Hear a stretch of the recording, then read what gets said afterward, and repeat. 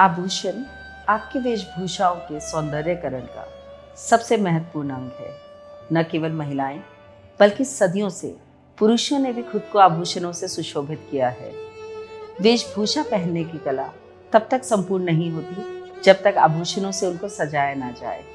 न केवल देवी देवता, राजा, मंत्री और प्रजा, समय समय पर सभी ने अपनी हैसियत और अपनी जीवन शैली के हिसाब से आभूषणों का संग्रह किया है।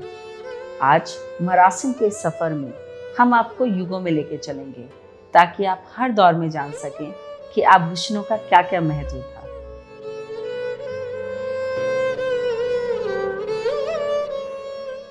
युगों से ही आभूषणों का बहुत चलन रहा है।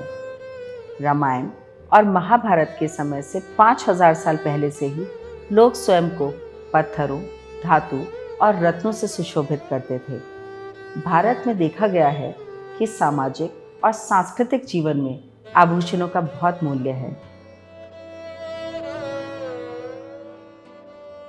भारत के महाग्रंथ रामायण और महाभारत में आभूषणों का बहुत सुंदर वर्णन है। बताया जाता है जब राजा जनक की पुत्री सीता का विवाह भगवान राम से हुआ तो उन्हें चंद्रहार, कान के कुंडल, नाक के जेवर और बहुत सुंदर पायल से सुशोभित किया गया। भगवान राम खुद भी बहुत सुंदर आभूषणों से सुशोभित थे। उनके सर के मुखौटों में, उनके कान के कुंडल में और उनके गले के हार में मोती जड़े होते थे।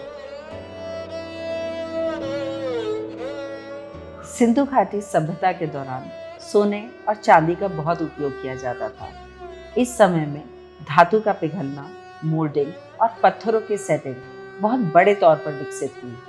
लोग आभूषणों को भगवान को भी अर्पित करते थे और सामाजिक तौर पर आभूषणों का व्यापार भी किया जाता था।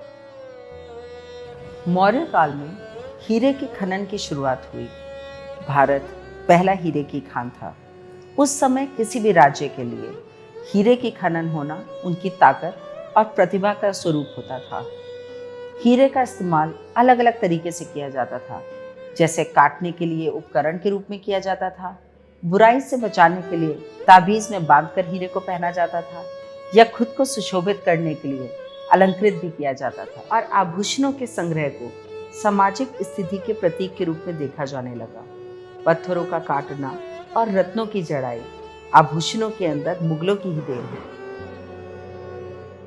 19वीं सदी की शुरुआत में आभूषणों ने नई तरीके की प्रेरणा और विचारधाराओं का सामना किया। ये वो समय था जब आभूषणों को लेकर अलग अलग तरीके के ब्रांड्स बाजार में आने लग गए। ये वो समय भी था जब लोगों ने नए तरह के डिज़ाइंस को अपनाना शुरू करा। ये डिज़ाइंस अक्सर यूरोप और रशिया से प्रेरणा लेकर आते थे। समय समय पर हमने ये देखा कि किस तरह आभूषणों में बदलाव आया। लोगों ने अपने समय के हिसाब से, अपनी सामाजिक स्थितियों के हिसाब से अपने को आभूषणों से अलंकृत किया।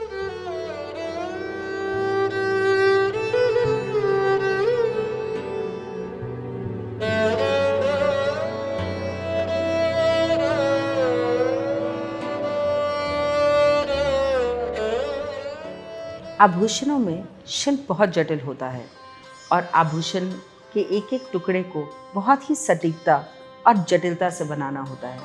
ये कहना गलत नहीं होगा कि एक बहुत ही कौशल शिल्प है आभूषण।